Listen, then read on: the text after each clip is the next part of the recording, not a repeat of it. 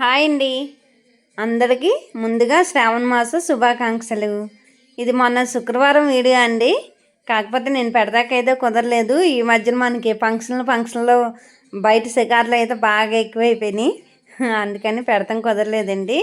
అందుకని ఈరోజు పెడుతున్నాను. అయితే అదిగోండి, ఆ రోజు అయితే అలా ముగ్గేసేసుకున్నాను.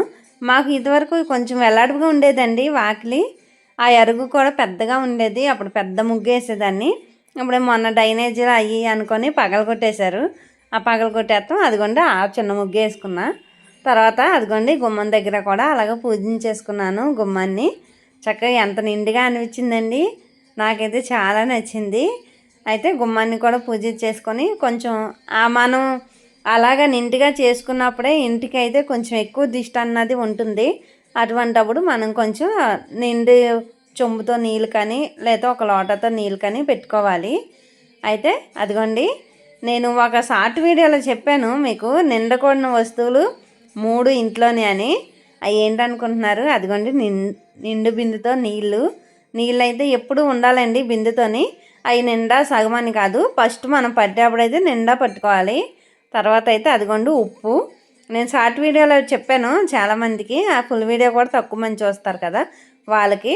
అయితే అదిగోండి అన్నం, మనం బియ్యం వండుకుంటాం కదా, ఆ బియ్యం కూడా అసలు లేకోకుండా చేసుకోకూడదు.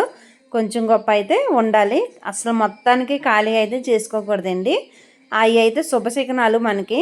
అందుకని అవి అయితే నిండుగానే ఉంచుకోవాలి. ఇంకా ఉప్పులు పప్పులు అయితే ఎవరికి అప్పులు అయితే ఇవ్వద్దండి. పప్పులు ఇచ్చినా పర్లా, ఉప్పు పసుపు అటువంటివి అయితే ఇవ్వద్దు, ఎవరికి ఇవ్వకూడదు కూడా. అదిగోండి తర్వాత ఏమో దేవుడి గది. అదిగోండి పూజ చేయకముందు మా దేవుళ్ళని దర్శించుకోండి, అలా ఉంటారు. పూజ అయ్యాక అలా నిండుగా కనబడతారు అన్నమాట. మరి అలా చేయకముందు చూపించవచ్చు లేదు నాకైతే తెలియదండి, కానీ చూపించేశాను. అదిగోండి చేసాకైతే నిండుగా అలా ఉంటారన్నమాట. ఏదో నేను కొద్దిపాటి ప్రసాదాలే పెట్టుకొని చేసుకుంటానండి, ఎక్కువ హంగామాగా చెయ్యను. అంటే అలా చేసే ఖాళీ కూడా ఉండదులేండి. అంటే చేసేవాళ్ళని తప్పని నేను అన్నాను. దేవుడికి ఎంత పెట్టుకున్నా తుడితే మనం ఎంత పెట్టినా దేవుడు మనల్ని చల్లగానే చూస్తాడు, ఎక్కువ పెట్టినా చూస్తాడు. కాకపోతే ఎవరికి చేతనైనంత వాళ్ళు పెట్టుకుంటారు కదా, ఇంకంతే. అదిగోండి నేనైతే దీపం వెలిగించాకైతే దీపం అయితే రెపరెపలు ఆడుద్దండి. నాకైతే అప్పుడే నా మనసుకి అనిపించేస్తుంది అమ్మ వచ్చేసింది అని, అమ్మ చూస్తుంది నా పూజ అని. అయితే నేనైతే అప్పుడే అనుకుంటాను, అప్పుడే నేను మనసుకి ప్రశాంతంగా పొందుతానండి. అదిగోండి కావాలితే చూడండి.